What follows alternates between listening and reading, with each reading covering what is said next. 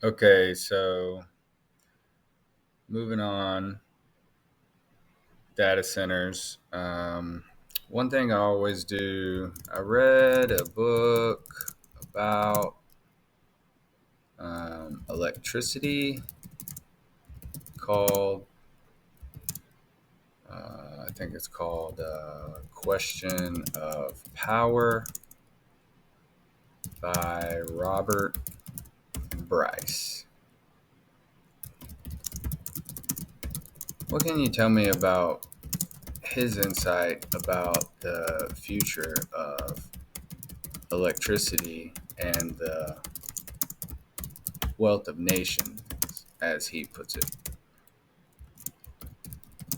Scour your sources and please remember the details of the persona I wish you to embody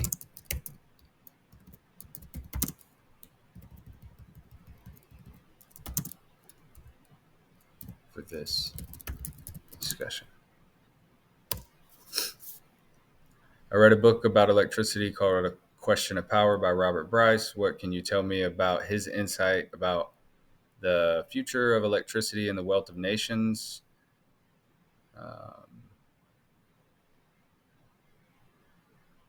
Bryce argues that electricity is the most critical form of energy in the 21st century, serving as the ultimate poverty killer.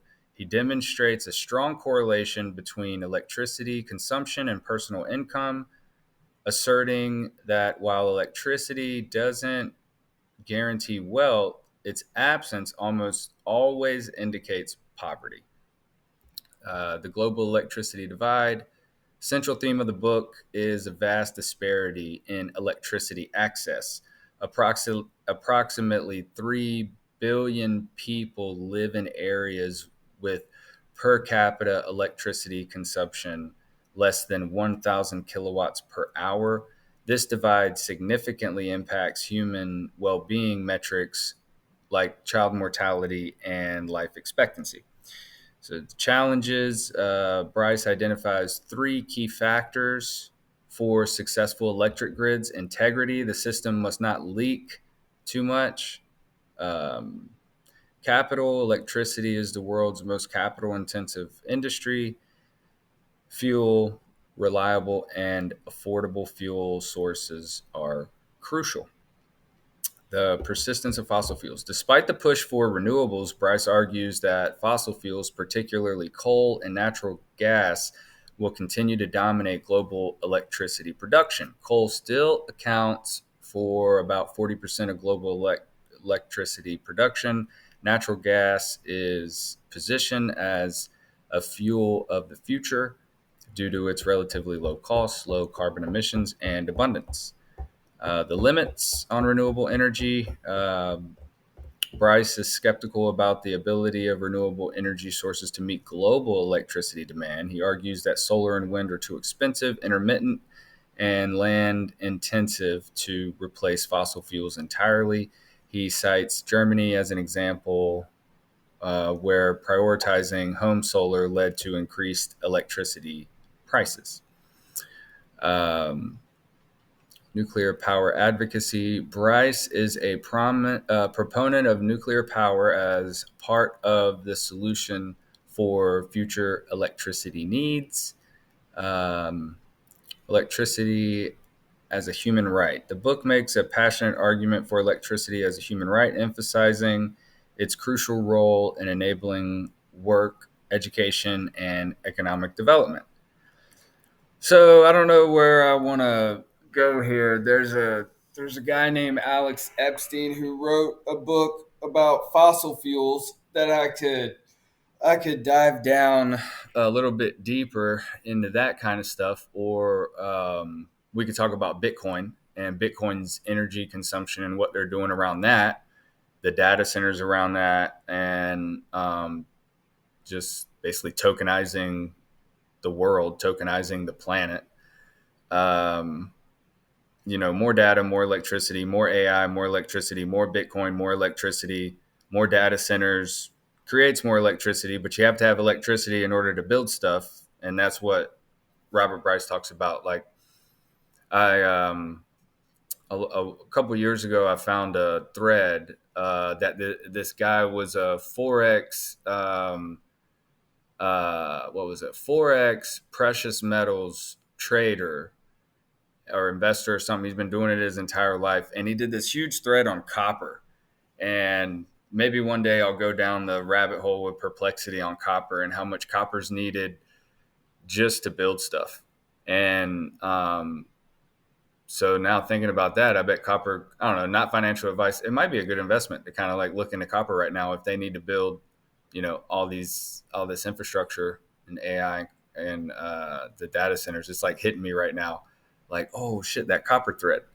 Um, yeah, you need the stuff that's already there, that's already powering the equipment that's already there. You need that to be cost efficient and to be plentiful, so you can build stuff. And I mean, whew, this transition, what a transition this is about to be. This guy wrote the book probably like 4 or 5 years ago. So I think the other guy, Alex Epstein, is wrote his on fossil fuels and just really taking shots at the Green New Deal and all that stuff. So yeah, everyone's just over all the propaganda. Um, and but with the AI, watch out. It can slip in some things or leave some things out. So it's not perfect.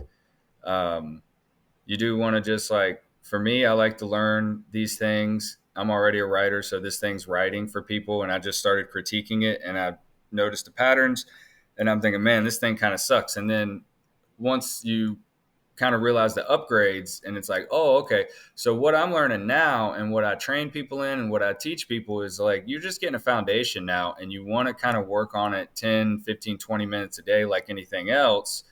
And then it kind of stacks up. That's if you don't have a lot of time.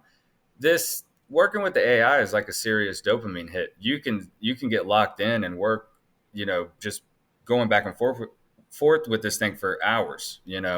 I remember right whenever GPT-3 came out, and I was using it for hours, just trying to figure out what is going on here. And I started noticing the same patterns and asking it the same question over and over again in different conversations to see like what I know what I'm reading about it, learning and processing, and then all the back end stuff. But I'm not a coder, so I've just worked with some startups. I've done some technical documentation that was pretty like high depth stuff with a bunch of moving parts, the blockchain and cybersecurity, and I've actually done some work with a decentralized like electricity provider, so I know a little bit about the data centers. I have a background kind of in distilling really dense information for a startup that is down in South America, and they're trying to give cheap electricity to people who want to build AI models. So, and that's whenever I kind of uh, bridge the gap with Bitcoin and AI and electricity and data. And then it was like, oh, okay, the more I learned about the startup and what they were trying to solve, um, it makes sense. And I'd already read that book. So um, it's interesting to see, what's happening to America, because there's a lot of land here. Some of us care about the environment. And like I say, this guy's making an argument that the more electricity the more electricity that people just have in general around the world, the less poverty there'll be. So I'll take it a total 180 on you right now. Okay, probably one that you're not expecting. I do want to ask it about the funding, because Elon messaged earlier um, on X whenever OpenAI announced the Stargate project and the funding and the invest that they were going to do. Elon said they don't actually have the money. SoftBank has well under $10 billion secured. I have that on good authority. So if anyone knows about who's liquid and who's not, it might be the richest man in the world and the guy that is you know, the president's right hand man when it comes to some of these regulations and stuff. So um, there's some entertainment over there that is occupying people's perceptions. Uh, so yeah, it's getting a lot of chatter. But how about I take it a different route? I do want to ask it about SoftBank. You know, let me just ask it about SoftBank real quick. I want to ask it about Rudolf Steiner saying something about electricity and just see what it says. What about, let me just ask you this. What about Elon Musk responding to to OpenAI on X saying that SoftBank doesn't actually have the funding? They may have 10 billion or so, says Elon. All right, let's see what it says about Elon. I don't know if it's embodying the personality that I gave it to. That's what Perplexity sort of comes like. It doesn't really do that very well. ChatGPT, yeah, Claude's pretty good, but yeah, Perplexity is the one that is the search engine one, so it's probably not going to be the best writer out of all of them. It's not going to be the one that embodies the persona, but it can give you like really decent outlines and then obviously scour sources. So if you want to create an Elon persona, you can go to Perplexity and say, hey, can you scour every source about Elon Musk and his style of communication and his business strategy, and uh, detail what that is. I'm trying to think of some other descriptive words, but then it'll list, all the things about Elon's personality and his communication, and then what other people have said about him.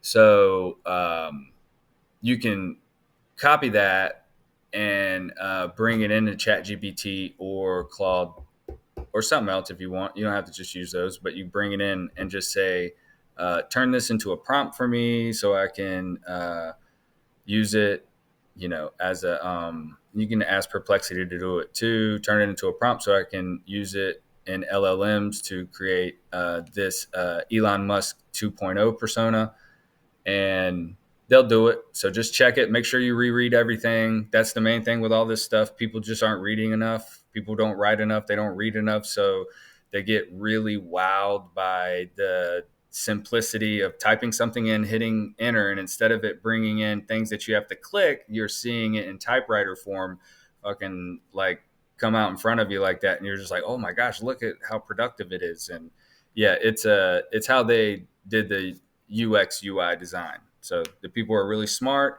We're already using a bunch of different gadgets and bells and whistles on all these different social media apps. People are switching from Instagram to Facebook to TikTok and Twitter, and some people are using LinkedIn still, maybe. But it's I forgot also YouTube, but these I forgot where I was going there. Sorry, I need more coffee. Um, but with all the bells and whistles, the sprinkles and the cherries on top, once they bring us AI and they're like, this is artificial intelligence and it does this, this, and this, they don't want to really have all this robustness to it. They want it to be as simple as possible. It's almost like they know a bunch of people are illiterate and they're going to try to, this is like one way to push the illiterate people forward. But this is a different kind of literacy, just like it's a different kind of art if you're doing AI art. If you're an artist using AI, it's much different than the art that you were doing before, but still it's another tool as long as you're able to envision something, you know, pretty unique because it's your creation. Try to envision something, and if you need to use a tool in order to create that vision and bring it into reality, then that, to me that would be considered art. But if you just kind of type, I tell people, if you just type in red house on the hill, and it makes 100 different versions or 1,000 different versions, and you pick the one that you like, you better do some explaining to me on why you like it and everything you like about it and how it resonates with your experience and your memories and your lessons in life and like just all these things. Like, you better explain it to me why that's what you chose. If you're turning around saying, look at this art I made, because you just typed it in and it's like, look at this art I made. You didn't make anything. You just picked something and said that's mine. But if you can explain why you like it, you know, I can respect that. I don't know if I can consider it yours or you technically the creator, but it's okay to say, yeah, I like to use this as a way of expressing this, and this about myself. So, or my brand or something like that. Obviously, there's levels. So, if you just need something quick and easy because you're just doing like a Medium article and it's not really that deep and you don't really have to be that connected to it, then by all means use Midjourney and the AI and all that stuff. And I hope every article has a badass AI generated image on it, you know? But a lot of people are just kind of like doing book covers on the fly, magazine covers on the fly, and things like that. And I don't necessarily think that that's the path or direction that I want to take. I like to bring a qualitative approach to it. So, obviously, let me just do this real quick. SoftBank is well under 10 billion. I want to go down this path right here with the money and approximately 1.5 billion worth of shares to SoftBank. Um, CEO Musk comments has sparked discussion. Yeah, it's not answering because I didn't ask. I wasn't specific enough, so it's being so it's like, how are they like? See, here's what I say. I just am direct. I am not asking for a description. I know that because I am a professional and a smart human. Alfred, I think you might have come unaligned because you are not inferring that I am asking whether or not SoftBank is liquid or has the capital to make such claims that they can invest 500B. I appreciate your help, but this is the big question. I'd like to know the answer to this. I want you to be brief, and I want you to realign to being more inferential in these queries. I am prompting you simply without much detail because you are supposed to embody the persona. Are you really being my Alfred? Just tell it. See what it's doing.